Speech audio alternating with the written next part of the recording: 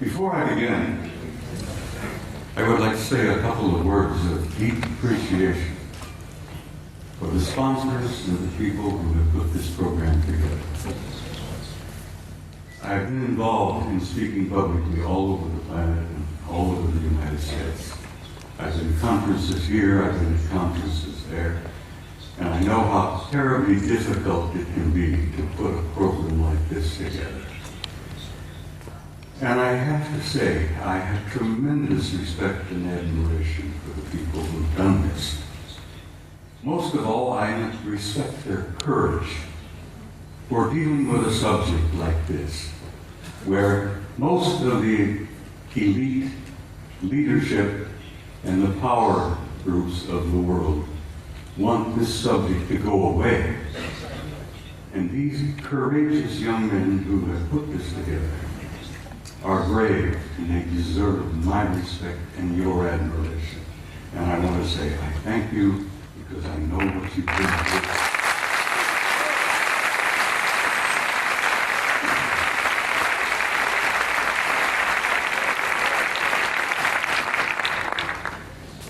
Now, I must explain something else to you.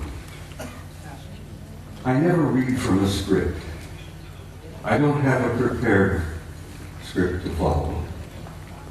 I get up on a stage and I talk to people like yourselves and I kind of wing it. I have so much material and I have such a problem of keeping it under the allotted time that I've been given. I have come today prepared to speak to you for 3 hours. I only allowed 1 hour and 15 minutes. So something's going to have to give. But bear with me, I'll do the damnedest job I can. And it's important that you see the photographs of the NASA pictures that I have brought with me. Now, my journey began 45 years ago. I began a journey that if I had known then what I know now, if I had known the pain, the anguish, the heartbreak that I was going to experience over these 45 years, I might not have started that journey at all. But here I am in Barcelona in 2009 with some of the most delightful people I have ever met. And looking back, I find that the journey was worth the effort. It was worth the pain, it was worth the heartbreak. And I'm delighted to be here. And I'm delighted to see all of you out there. And this is such an encouragement to me that people are beginning to demand the truth. They know they've been lied to from the very beginning. And they want to know. And I'm going to hear this afternoon hopefully contribute one small measure to helping you understand and helping you know. Most of my adult life, or most of my first part of my adult life, I was a professional soldier. I was in the Army. I joined the Army in 1950 to avoid the draft. Ended up going to Officers Candidate School, and so help me God, while I was going to OCS at Fort Riley, Kansas, the North Koreans invaded South Korea, and the next thing I know, I'm on the front lines of Korea being shot at by a bunch of pissed off Chinese and North Koreans who tried to kill me.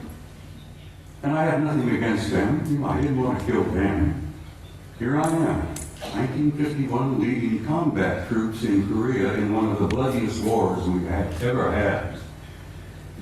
And the rest, I guess you could say, is history. I led combat troops in Korea in 1951. I spent 27 years on active duty, and I also was involved in the war in Southeast Asia in 1970, where I was part of an organization that gathered intelligence in the jungles of Southeast Asia, South Vietnam, Laos, Cambodia. And let me tell you, some of those years were rather harrowing. The most harrowing experience I was to have was when I was assigned to Paris, France in 1963 to what we considered in those days a plush assignment, a plum assignment. I was able to go to Paris, France, take my family with me, and my children went to high school in Paris. And as I said, it was a plum assignment. I had no idea what I was to find when I got there. When I arrived in the summer of 1963, I arrived with a top secret clearance. When I arrived at Supreme Headquarters Allied Powers in Europe, which was located at that time at a small town known as Roquencourt, right outside of Paris, my security clearance was upgraded to cosmic top secret, which was then and still is today the highest level of security classification that NATO has. I had to have a cosmic top secret clearance to work in SHOC, Supreme Headquarters Operations Center, the War Room. I was a senior master sergeant at the time, and when I was assigned in SHOC, I was given the job of maintaining the duty roster. We worked on a 24-hour basis, day after day after day. And I was given the job of running the duty rosters, and I worked in SHOC. And back in those days, let me tell you, the war rooms were somewhat primitive. You've seen pictures today, I'm sure, of the control centers of most major installations like SAC in Colorado Springs. Everything is electronic. Everything is demonstrated on the wall, extensions just like this beautiful stuff here. Back in those days, we had teletype, we had field telephones, and if we wanted something on the display, we had to go up and take a pin and put it on the wall and show controllers where this division was, where that Soviet regiment was, and so on and so on. Very primitive. When I arrived in the summer of 1963, I heard rumors about a study that was underway. Now, it interested me because the study was about UFOs. And I was intrigued by that possibility. I was curious about UFOs. I had no idea then what they were, what they represented. But we used to discuss this in SHOC, in the war room. The study was underway. What was it about? What happened? Well, it appears that on the morning of the 2nd of February, 1961, World War III almost began. And it was involved in the flyover of large numbers of circular metallic craft, flying in formations, very obviously under intelligent control.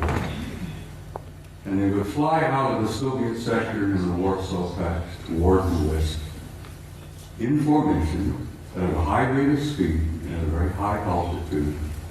And they would turn north over the English Channel, over the southern coast of England, and then they would disappear off of NATO radar over the Norwegian Sea. On that morning of 2nd February 1961, World War III almost began. The Soviets went on red alert. The NATO forces went on red alert. Everybody was, fingers on their triggers, thumbs poised above those red buttons. And World War III was just moments away. Within 20 minutes, it was all over. The objects flew, turned north, disappeared off radar. It was all over. After this event occurred, a British Air Marshal by the name of Sir Thomas Pike, who was a Deputy Supreme Allied Commander in Europe at that time. He was the deputy to my boss, General Lyman Lendisser, an American four-star general who was known as SACEUR, Supreme Allied Commander in Europe. Air Marshal Pike says, "I've had enough of this. These objects have been showing up regularly from time to time. And as I said, they almost triggered a war." Air Marshal Pike said, "We're going to have to come to terms and find out what the hell's going on here. I want to know." So he began a study. He initiated a study in SHAPE headquarters that was to last 3 years. They published it and they issued it in the summer of 1964 while I was there working in the war room. They titled it An Assessment, an evaluation of a possible military threat to Allied forces in Europe. So it had from a title, just couldn't learn very much about that. An assessment, an evaluation of a possible military threat to Allied forces in Europe. I was working in the war room one early morning around 2 or 3 o'clock, and as I jokingly used to refer to it, the coffee was too black to drink. We read all the newspapers, magazines. Many of you have heard military life is about 99% boredom, broken up with 1% of sheer terror. And that's the way it used to be, and that's the way it probably is used today. I'm sitting there nodding off, and this American Air Force full colonel looked at me and he says, "Wake up." He went over to the vault. The vault, the dock, was a walk-in safe. We opened the door and walked in, and we kept classified documents in there. The colonel went over to the vault, the file, and pulled out this document and threw it on my desk, and he says, "Read that, that'll wake you up." Ladies and gentlemen, my life changed. I opened the first page and I couldn't put it down. I read it and read it and read it, and I read it every time I was on duty in the war room. I was shocked, I was stunned by the implications of what I read in that study. And as I said, my life has never been ever quite the same. The study, briefly, and I have to briefly lay this out. I could talk for 2 hours about this, but the study simply concluded this. Is there a threat to Allied forces in Europe? Apparently not. They concluded that the planet Earth and the human race had been under some kind of survey or observation going on for hundreds, if not thousands of years. They concluded in 1964 that there were at least 4 different groups coming here, observing us, surveying us, analyzing us, closely watching us, what we were up to, what we were doing. They concluded that there did not appear to be a military threat involved because the repeated demonstrations of incredibly advanced technology demonstrated to us that if they had been hostile or malevolent, there was absolutely nothing we could do. If they were evil in their intent and they were hostile toward us, it would have been over a long time ago. So, the conclusion was there were 4 different groups involved. They had been coming here for a very, very long time. Apparently, they were not malevolent or hostile. The question was, what the hell are they doing here? Why are they here? And why are they interested in us?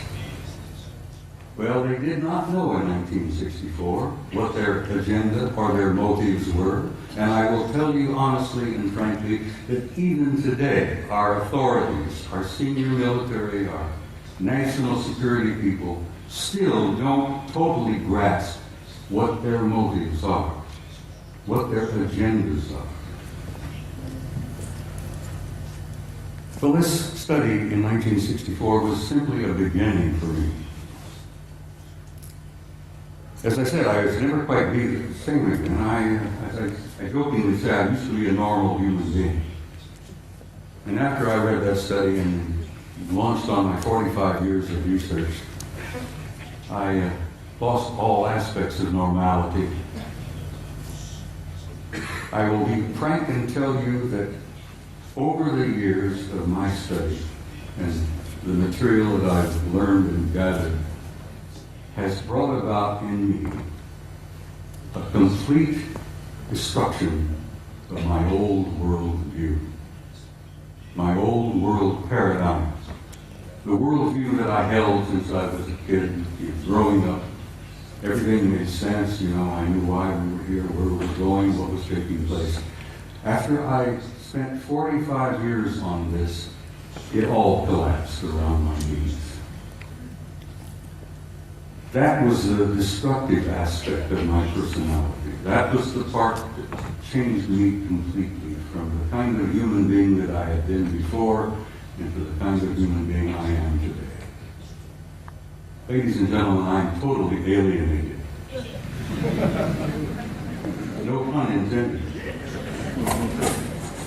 I've said in a couple of interviews and briefings and such, I have had for many, many years a love-hate relationship with the human race.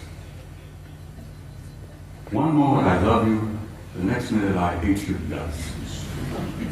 One minute I adore you for your potential and the beauty of your music and your literature and your art, and the next minute I'm saying, to hell with all of you, blow them up, let them blow themselves up, clean the planet off, get rid of them. It's part of the struggle of having lost your old worldview when your old paradigm collapses around your knees. So the man standing in front of you here today is literally a human wreck as compared to what I used to be. But I feel pretty good about it. I lost all my old illusions. I opened my eyes and I saw the future. And I'm very happy about what I've seen. I've learned over the years from infinitely variety of sources here, there, and everywhere. I didn't retire from the Army until 1976, and I kept my top secret clearance up until that moment. After I retired, I went to work for the Federal Emergency Management Agency and worked another 14 years for the U.S. government, where I had a top secret clearance. So I have a total of 41 years of federal service, you might say. But I learned things over the years that literally still today stun me and shock me. I've learned that the human race is a hybrid race. I've learned that we are not merely alone. We have never been alone.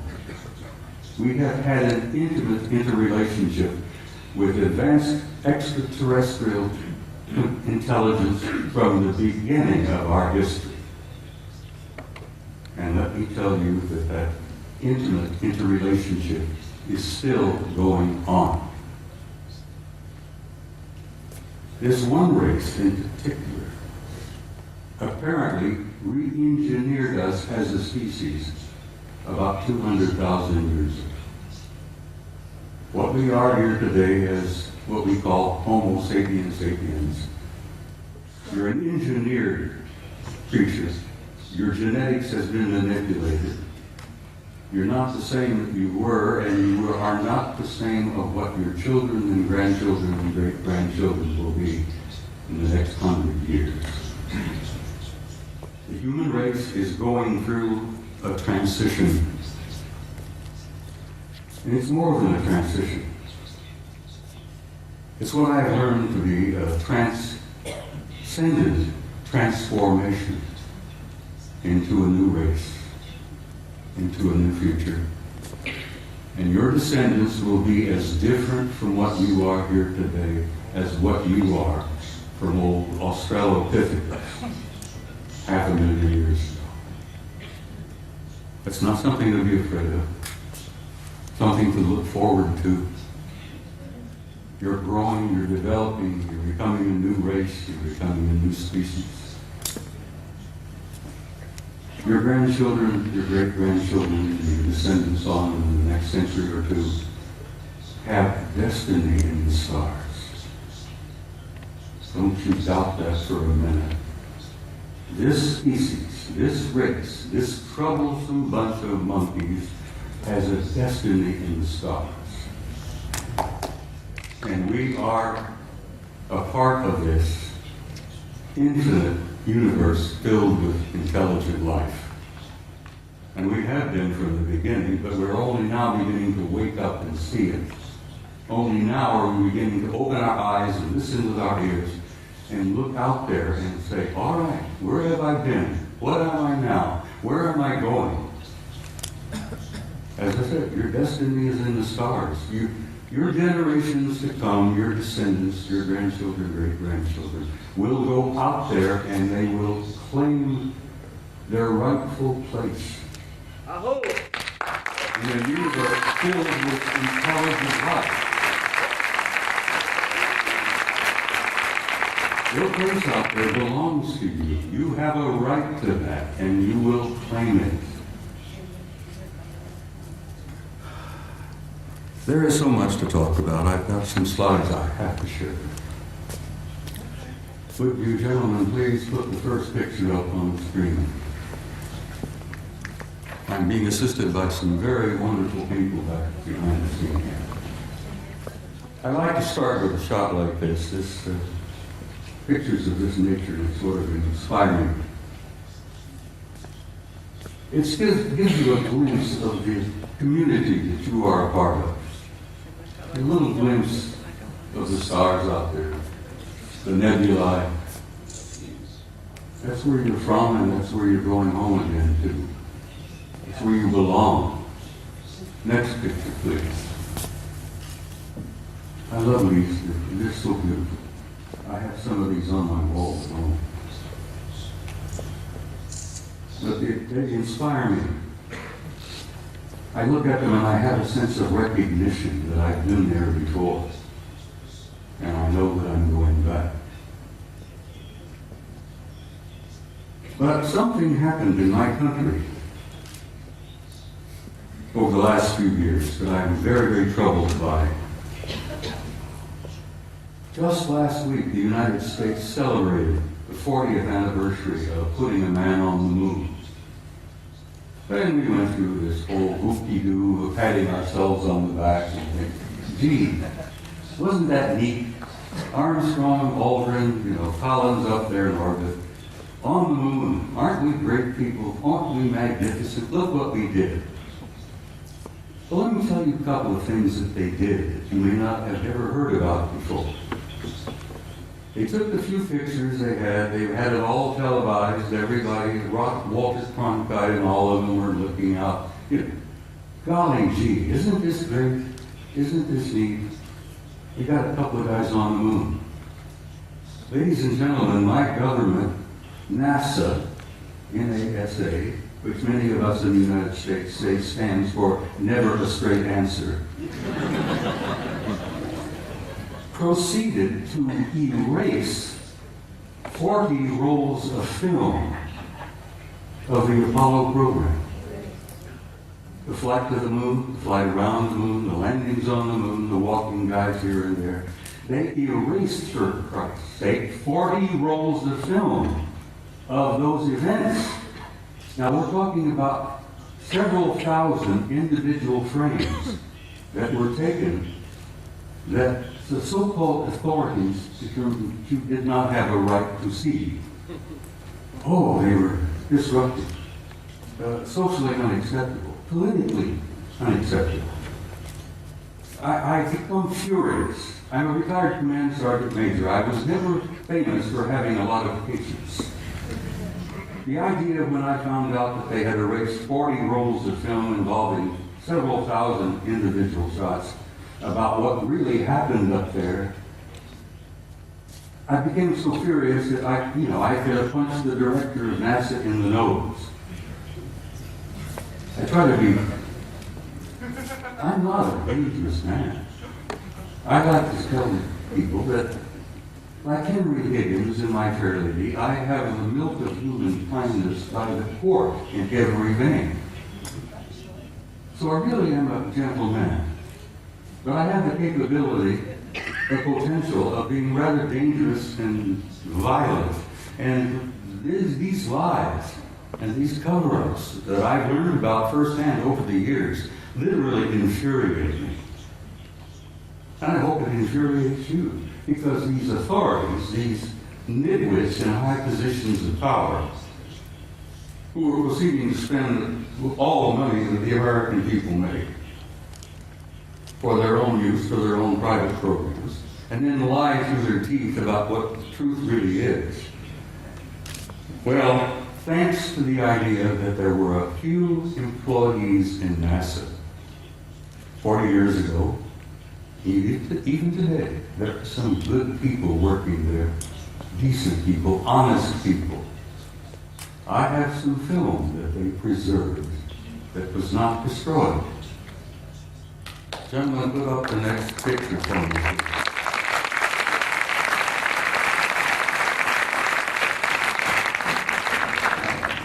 This is a NASA photo. This is Apollo 12. Apollo Systems 12, roll number 50, negative number 7348.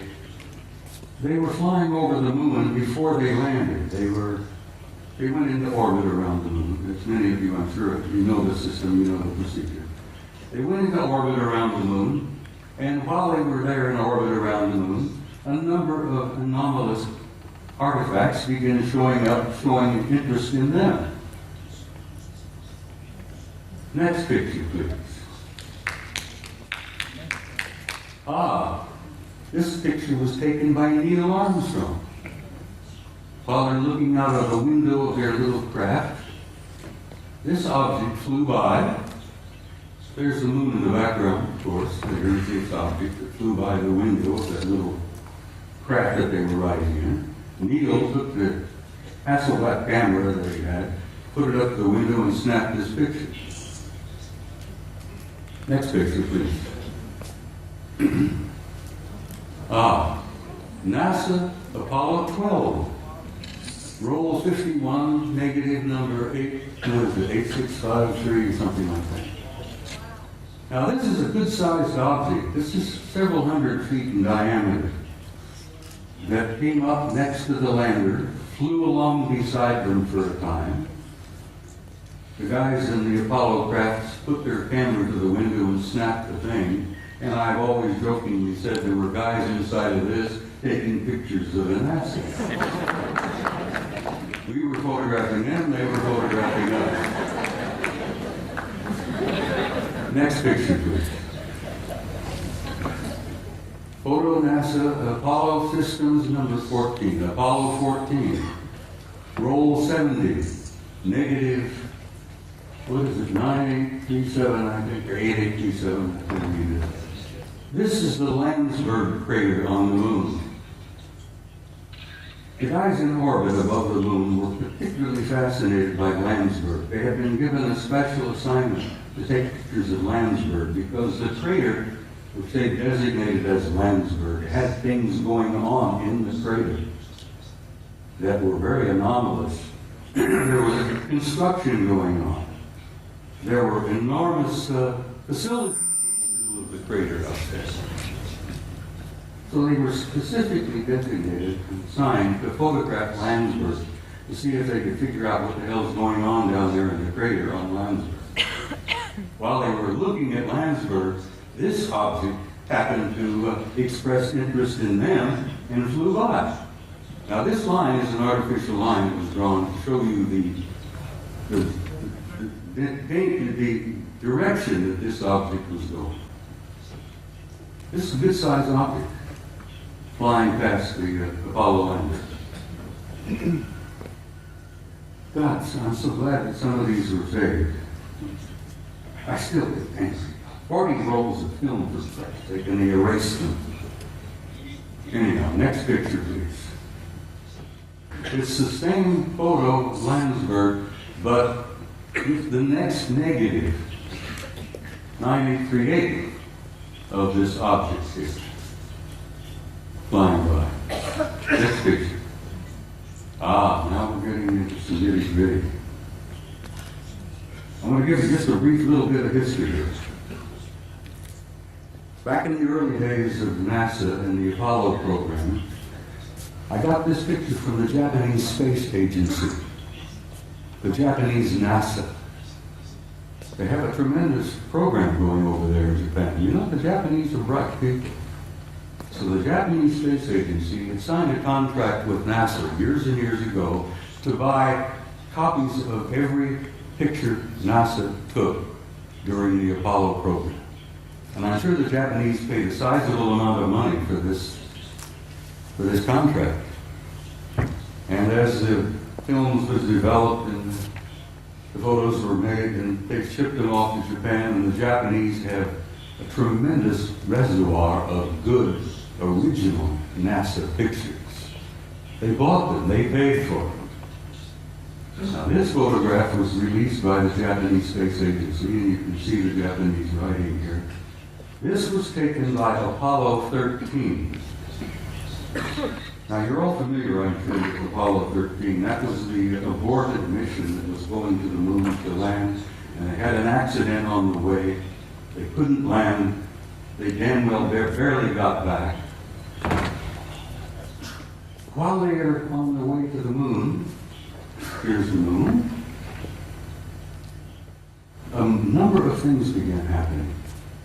Some strange objects were appearing outside the windows of the spacecraft. And guys, they grabbed their Hasselblad camera and started taking pictures. This photograph shows 3 different objects. This looks like a circular object with an enlarged dome on top.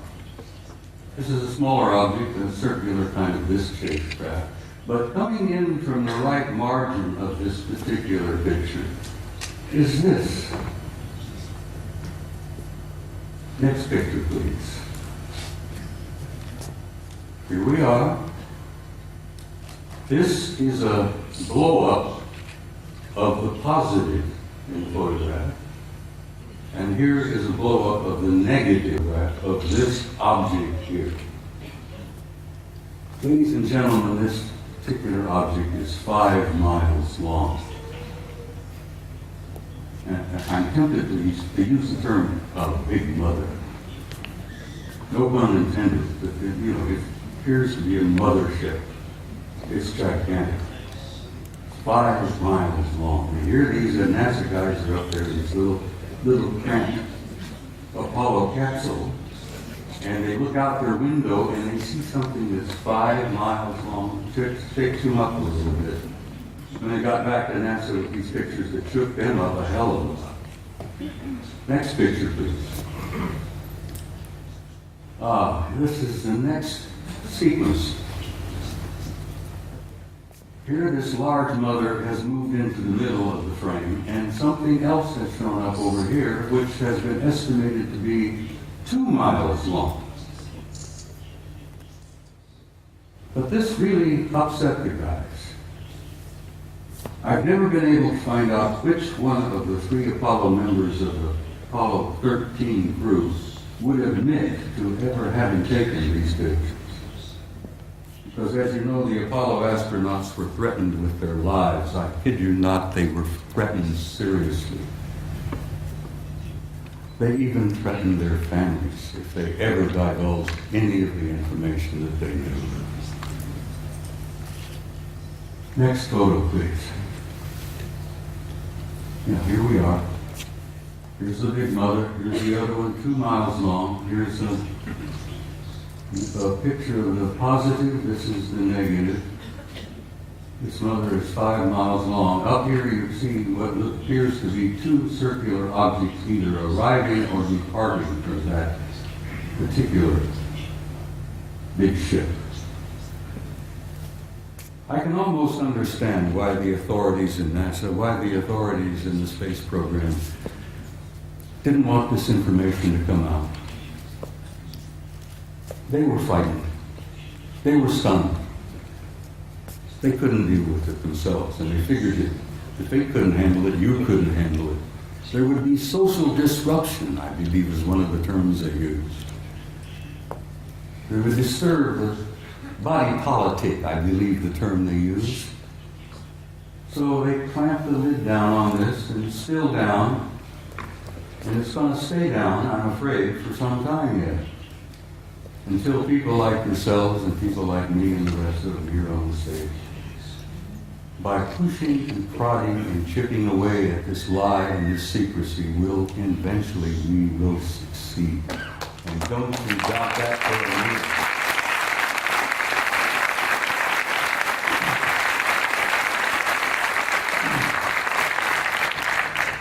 Now I'm in for another photograph that I think will shock you some. In 1980, NASA, never a straight answer, launched the Voyager program to Saturn. They launched this little mechanical spaceship filled with cameras and film and so on.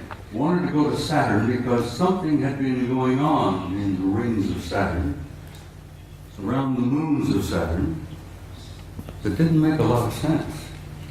Some anomalous events were taking place in Saturn, near Saturn, at Saturn.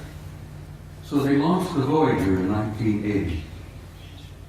The pictures they got back from Voyager was so stunning and so shocking that they just locked them up in the safe.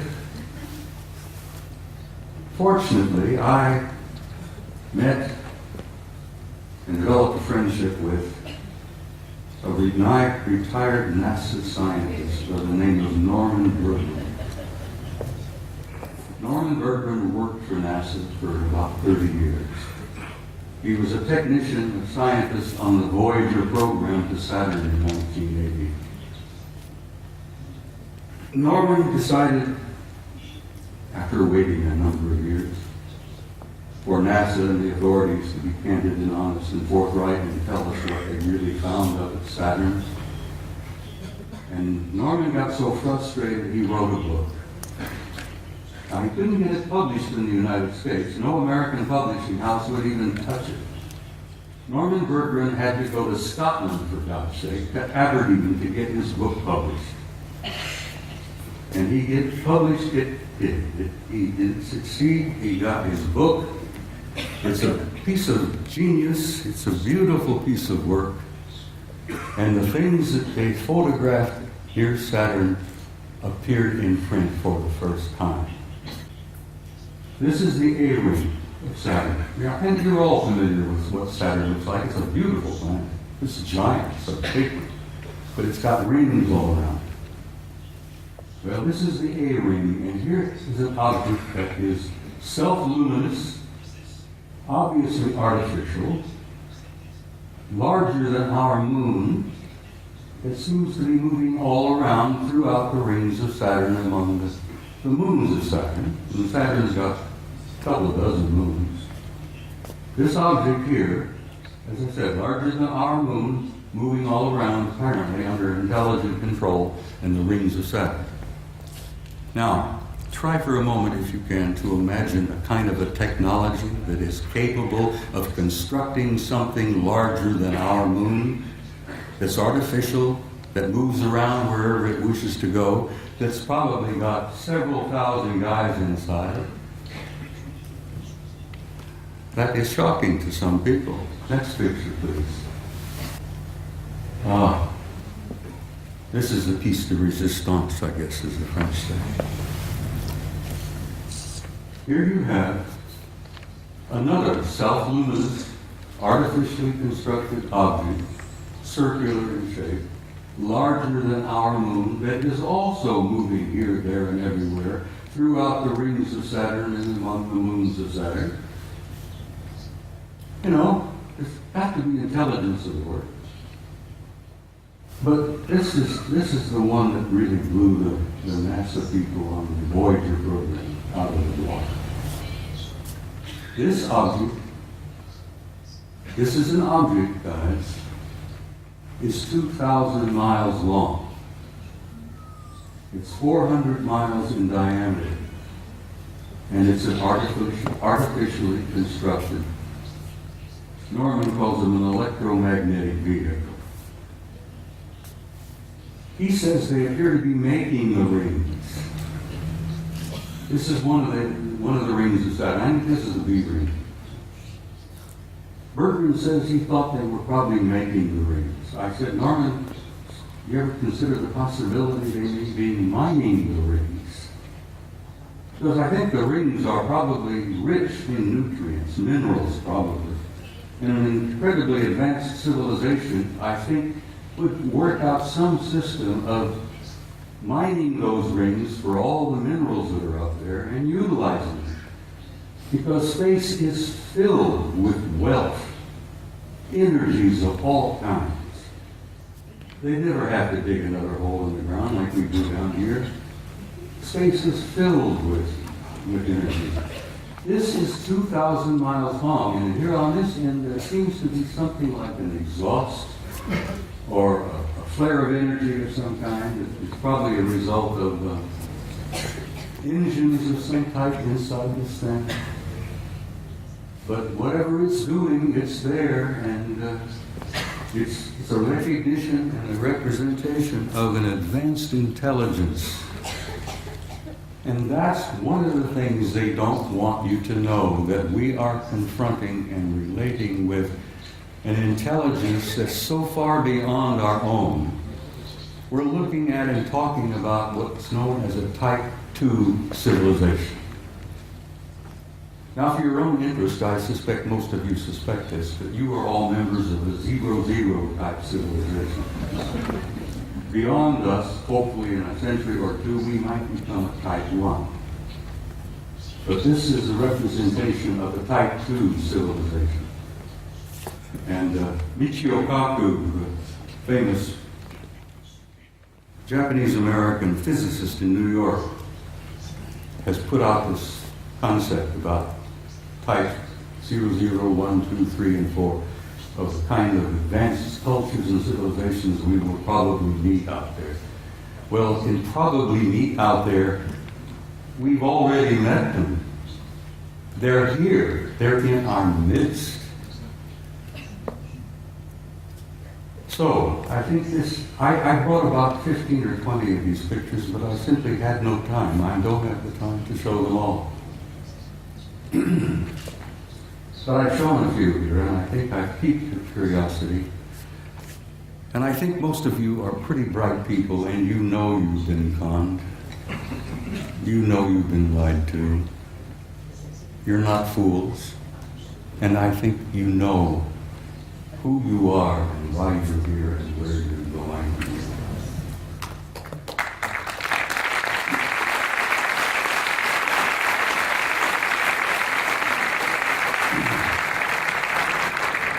Next photograph, please. This is a photograph taken by our Mariner space vehicle that we launched back a number of years ago. This is a picture of a facility on the surface of Mars. Now, this facility is located on the equator, and it's on the surface. And those of us who studied it, we discuss it with each other, we call it the airport. And I said, this is the parking lot. This is the administration building here. This is the main terminal here. And I imagine it's a pretty busy facility, you know, ships coming and going. But it's not an airport, it's very likely a spaceport. It is on the surface and it's on the equator of Mars. And if you're ever interested in launching a vehicle from a planet, you put it on the equator and you take advantage of the rotation of the planet to assist in the the launching of your vehicle. You can take the momentum of the movement of the planet and it helps you get the thing off the ground. So it's exactly on the equator, it's on the surface, and it's massive in size. So maybe that is a parking lot, I don't know. Maybe that's the admin building, but there's something going on Mars. And I've been going back and forth with Richard Hoagley now for years, where Richard, who I know most of you are aware of, is convinced that Mars is covered with ruins. Well, it is. But it's not just ruins. There are things going on that planet. On the surface, under the surface, continuously.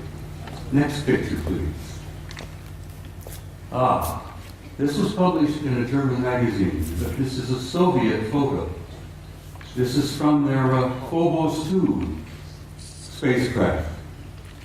This is a city under the surface of Mars that is the size of Chicago. Chicago is one of our biggest cities. Several million people live in Chicago. This is under the surface. You can see the city block. Breakdown here, portions of the neighborhoods, whatever it is. But it's generating an enormous amount of heat. And they picked this up on the infrared when Phobos was going around the planet and snapping pictures like crazy. And the Soviets were pretty open about releasing some of their photos, contrary to the United States, where lying has become a fine art. Don't get me started on my politicians. Phobos 2, city on Mars, under the surface. You can see the streets, Broadway, First Avenue, whatever, you know. People have said, well, who is there? And I says, for God's sake, it's the Martians who are there. What a silly question to ask. Who's there? Let's go there. Now, I love this picture. I'm in love with this lady. Your ancestors and mine called her Gaia. She was feminine. She was a goddess. She was sacred. This beautiful lady has a respiratory system. She has a circulatory system. And she has a heart. And she's our source of life on this planet. We needed her. We need her now. We wouldn't be here if it were not for her. We talk about holy lands, Mecca, Jerusalem, here, there, everywhere. That is the Holy Land, people. That beloved planet that we are home.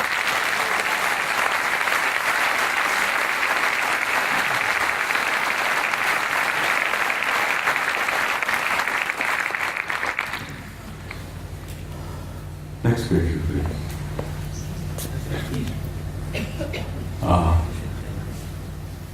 I spoke to you earlier about the fact that your grandchildren and your great-grandchildren and so on, and the generations yet to come have a destiny in the stars.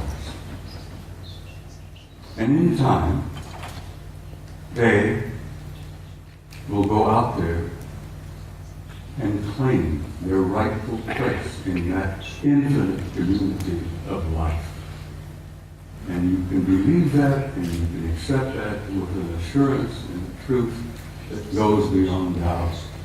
The destiny of this species and this race, this troublesome clan of monkeys, is in the stars.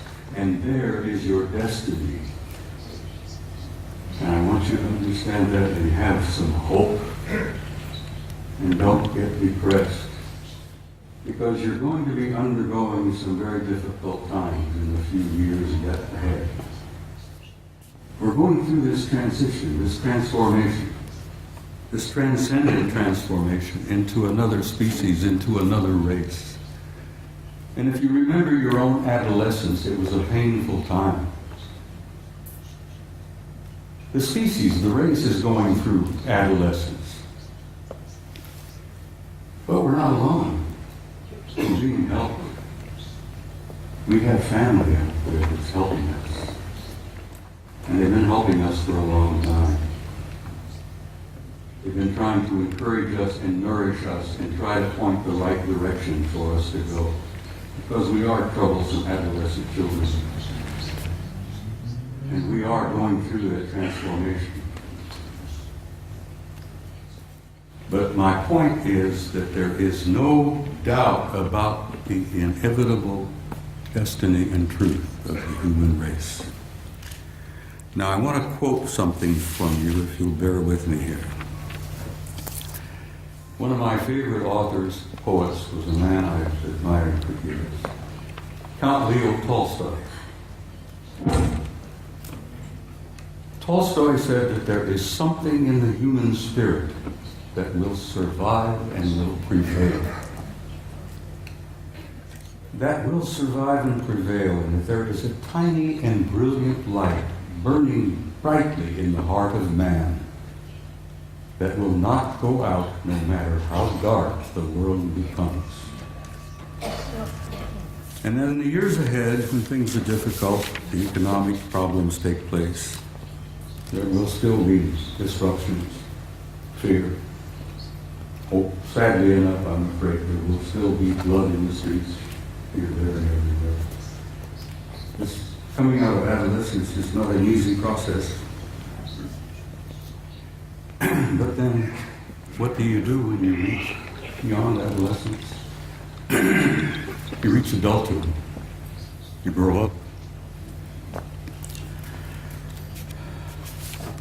And we're growing up.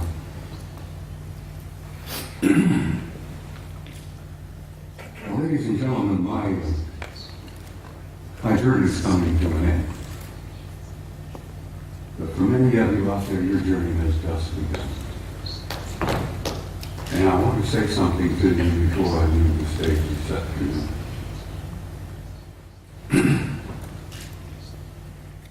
No matter how dark the world becomes, you have to be sure, as Tolstoy said, there is a spark, there is a flame burning in your heart that will never go out, no matter how dark the world becomes. And as my journey is coming to a close, and some of you, your journey is just beginning, I wanted to say to you, in a term that I think is absolutely appropriate, you Spaniards have got some beautiful terms and words. Vaya con Dios.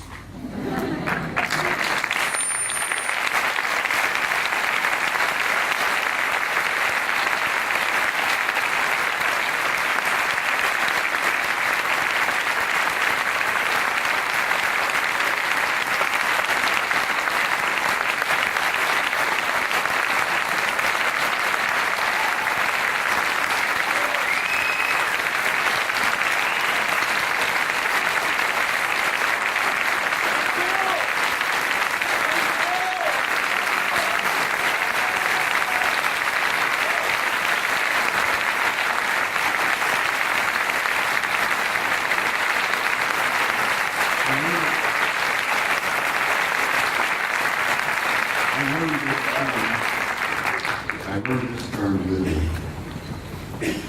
I've never been to Spain before. Italy is one of my places that one of my favorite places. I love it. Now I'm learning to love the Spaniards. In Italian, I learned to say this, and I will say it to you. And I understand you know the meaning of it, but it's very small. In closing, I want to say to you all, Ti amo.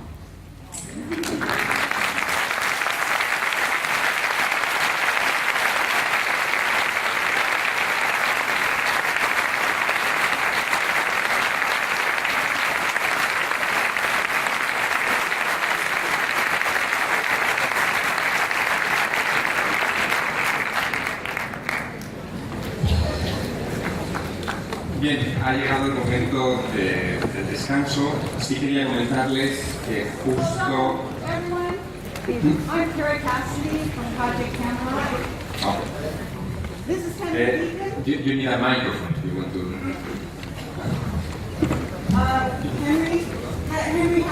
something he wants to say to Bob?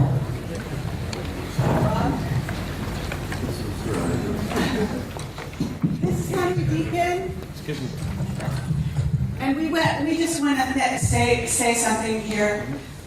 This is Henry Deacon from Project Camelot, for those of you who are familiar with our website. And he's here today, and he's here at the conference. He has something he'd like to say to Bob. About Mars. About Mars. I don't have any words, but Bob has expressed everything that I would have said. I can confirm it because I've been working in top secret for 30 years, and above top secret. We've shared a common background, but I just met him recently here. And I can only say that, yes, there's life on Mars. There are bases on Mars. I've been there. And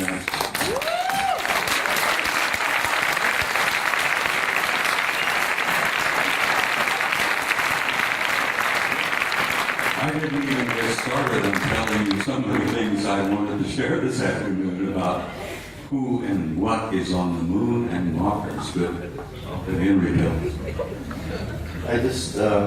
it's a long story, as he said. There's not enough time to put it all together. Except that it's a positive story. It's not one of fear.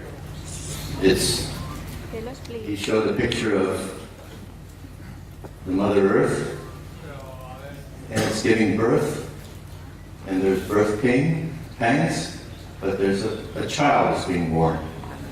And just forget about the fear, because that's just a really temporary thing. There she is. So, a friend of mine, Angelica, who no one knows, UK, she calls this the Emerald Planet. And it's alive, yes, it's very much alive. We're a part of that life form, and it spreads, the life spreads throughout this whole galaxy. And the rest of our family is watching and waiting and helping quietly behind the scenes. And I've been fortunate enough to be able to meet family that don't just live here on Terra for a long, long time, even before I was in government work. So thank you.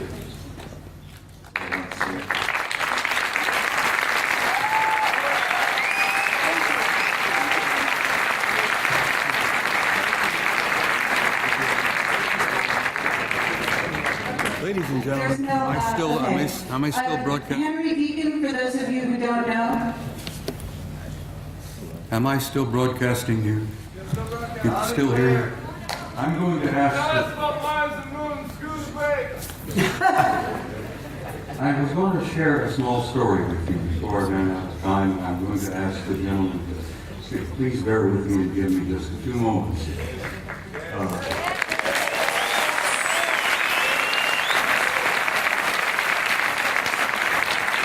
Let's just start over. I attended my son's retirement ceremony in Washington, D.C. in November. My boy retired in November in Washington as a full captain in the United States Navy after 30 years of service. And while I was at this retirement party, the room was filled with admirals and generals and retired commanders and captains and so on. And we all had something cool in our hands, and we were all moving around among each other, amiably and relaxed, you know. A retired Navy scientist, whose name must remain untold, came up to me, nudged me. He said, "I know you." I said, "Yes, I'm Eric's father." No, he said, "I know you. You're that notorious retired command sergeant major with the big mouth." And I said, "Yes, I go to that." He says, I had to share something with you before the party was over. He said, I retired several years ago. He said, my last job was at a government laboratory in Nevada, a few miles from Las Vegas. He said, I am a plasma fusion physicist. That's my expertise. That's my training, my background. Not being a scientist, I go, what? Plasma fusion physicist? He said, yeah, I work at this laboratory outside of Las Vegas. He says, it's not commonly known, but it's a rather secret. He says, I worked 5 years with 2 guys who were not from here. They were from somewhere else. And he says they were delightful people.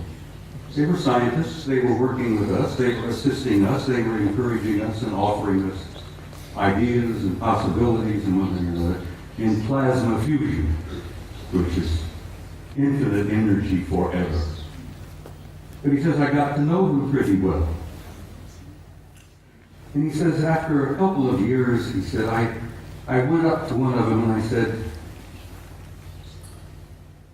what do you guys really think of us human beings? And this chap, through somewhere, said, well, since you've asked, we think you are how did he word it? A primitive, savage, and dangerous race. And the scientist said, I had to agree with him. We are. We're a primitive, savage, and dangerous race at the moment. The other chap was standing there, who had been listening in. He was also from somewhere. Said, you also smell bad.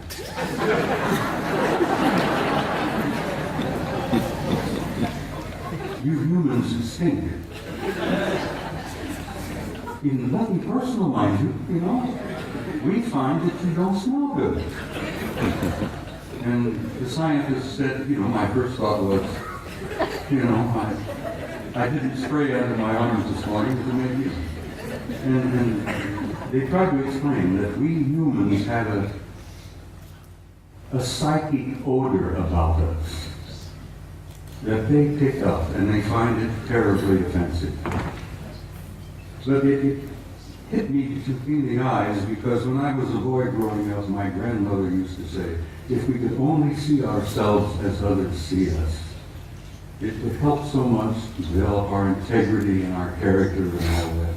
And this remark from my grandmother hit me, that we were getting this so-called from a horse's mouth, from one of our extended family out there, that you're primitive, savage, and you're dangerous, but you also stink. And I thought that was humorous, and I shared it with Gogo, and she said, please include that in your presentation. So Gogo, bless your heart, I did that for you, Good night, everybody.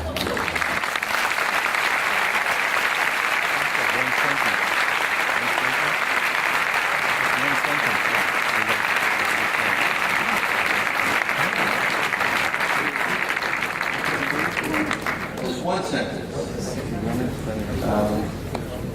It relates directly to what Bob has said. If you want contact, raise your spirit high. And that's what they want. Because they don't want to mix with you if you're savage beasts. It's that simple. Just relax and be happy and work with each other. It's a very simple message. Thank you, Henry. Thank you.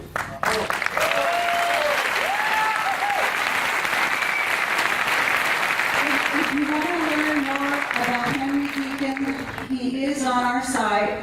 We have a lot of very long transcripts all about who he is, some of where he worked, and about Mars. We also have a video called Jump Room to Mars, in which David Wilcock and Bill Ryan and I discuss some of what he told us. And we're looking for maybe a 15-minute, maybe a half hour tomorrow when Henry Deacon can address you and maybe tell you some of the details. Thank you.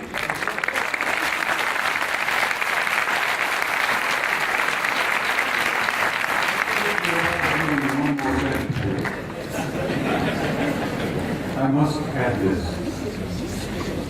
I have traveled all over the planet and I've spoken at conferences all over the world and all over the United States.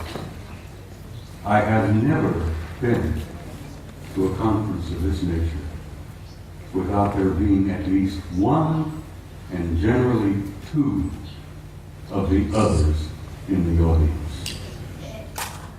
And I want you all to think about that and look around you and know that in your midst, I jokingly refer to it, you have good friends in high places and they're in your midst. And I learned over the years to recognize it. It's your family. Exactly, it's your family. But like Ingo Swan, I've developed the intuitive ability to spot them and recognize them. And now I have them coming up to me in conferences, introducing themselves to me. And there are no limits, guys, no limits. Life is infinite and forever. And God bless all of you. And I will say good night at this time.